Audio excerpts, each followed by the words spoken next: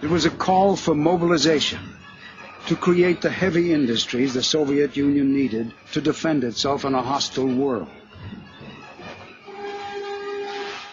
Construction worker Tatyana Fyodorova was held up as an example to others.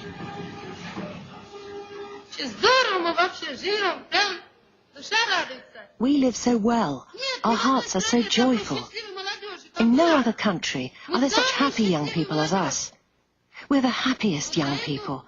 And on behalf of all young people, I want to thank our party and our dear comrade Stalin for this joy that we have.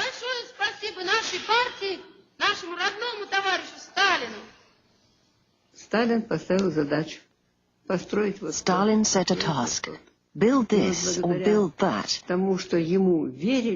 And thanks to the fact that people trusted him and this enthusiasm of young people, it was possible. Remember, this was a country where people were illiterate, lived in virtual darkness, wore birch bark shoes. Even now, I think it's like something out of a fairy tale. How was it possible, at one of the most difficult times, to raise these great construction sites? It was only possible through the unity of the people and the love of the people for their idol. Because for us, Stalin was an idol.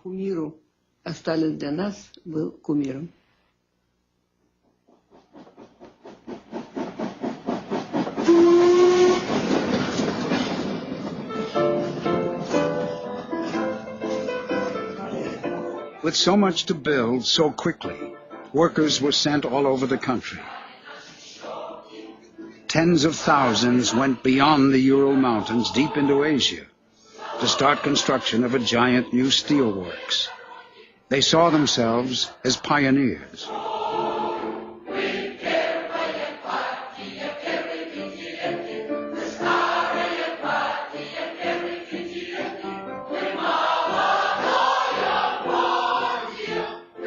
For Valentina Mikova and Mikhail Arkhipov, these were the most fulfilling days of their lives.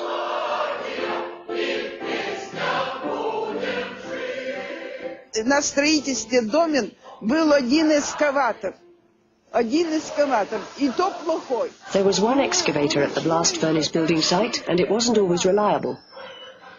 So we dug all the foundations by hand. Понимаете, копошатся люди. The trench would be teeming with people.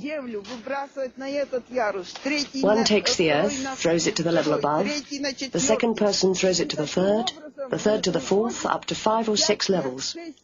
That was how we got the earth out of the trench. Then it was taken away in wheelbarrows.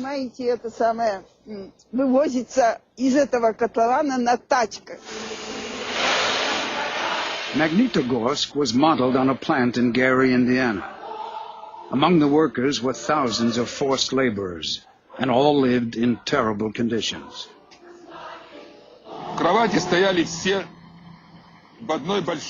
The beds were in one large room, shared by up to 200 people, often whole families together.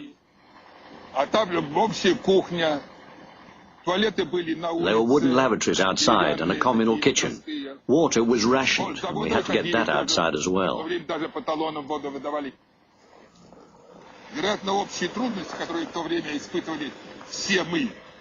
I think that we, the first construction workers of Magnitogorsk, were united by the difficulties we all faced. We were already schooled in our Soviet traditions. We felt the whole economy was ours, that we were the bosses, that we were working for ourselves.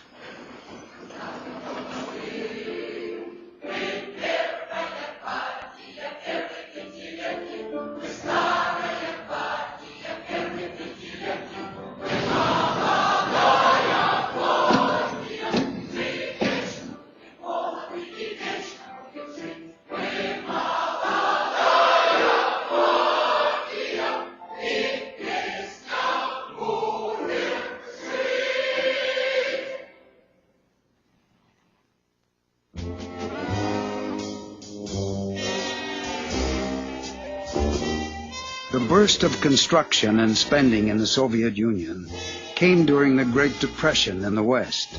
Many of the jobless liked what they heard about communism. It sounded like a worker's paradise. I became a communist, in short, because of what I saw around me here in the United States of America. There was misery, there were children going to bed hungry, there was poverty, and there was no reason for it. We were the richest country in the world, and I saw communists out on the streets demonstrating and trying to do something about it. And that would sum up why I joined the Communist Party. Well, I believe what was going on in the Soviet Union was a noble experiment. You stop and think for a moment of what is the aim of socialism? It's to end all exploitation. It's to put an end to wars. It's to build a system of cooperation instead of confrontation. It's to do away with the extremely rich on one side and the extremely poor on the other side. The Irish playwright George Bernard Shaw toured the Soviet Union, visiting factories and farms with Lady Astor. Shaw wrote in a hotel guest book, "Tomorrow I leave this land of hope and return to our western countries of despair." When he got back, he claimed Russia had been malign. We have rebuked her ungodliness, and now the sun shines on Russia as on a country with which God is well pleased, whilst his wrath is heavy on us, and we don't know where to turn for comfort or approval.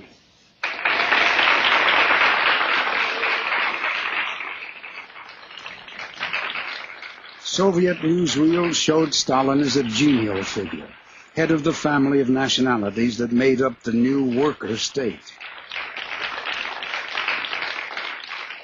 But he was ruthless with anyone who challenged him. He demanded obedience at all levels.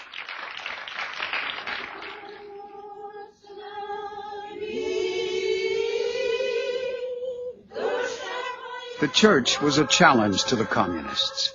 For millions of Russians, it was still a source of strength and offered the only alternative system of beliefs.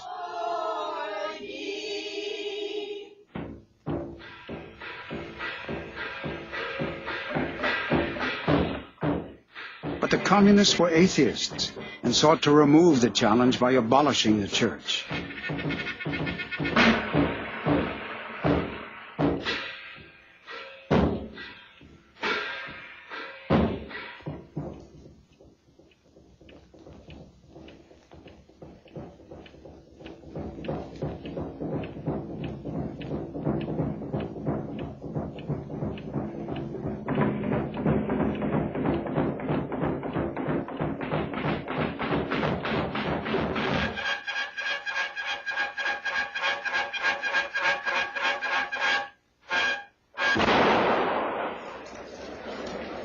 Village priests were ridiculed and harassed and forced to renounce their faith.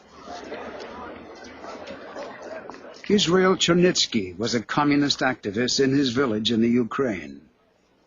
Пришел батюшка, снял себя рясло и положил на стул. The priest came in, took off his cassock and put it on the table. They called the barber, and he cut off his hair. And the priest announced, "There is no God. I've lied to you." The peasant sitting there cried out, "How could you? We built you a house, and now you're saying there's no God."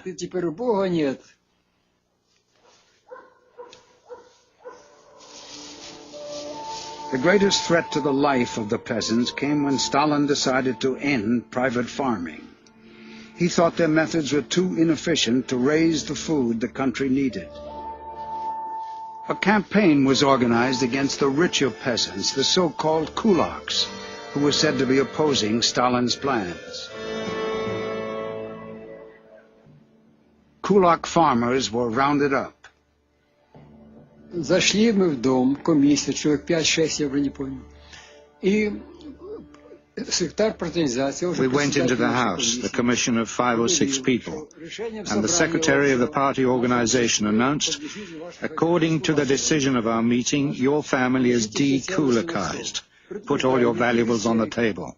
I warn you, no hysterics. I've got strong nerves. We'll stand firm." A woman burst into tears and cursed the authorities. Власть